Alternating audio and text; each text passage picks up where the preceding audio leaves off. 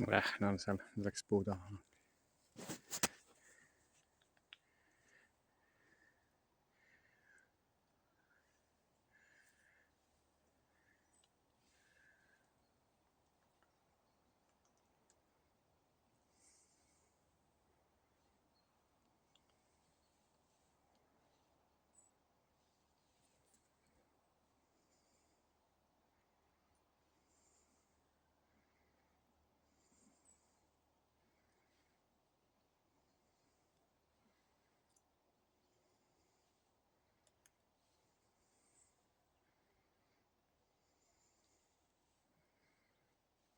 Midagi ta leiab sealt.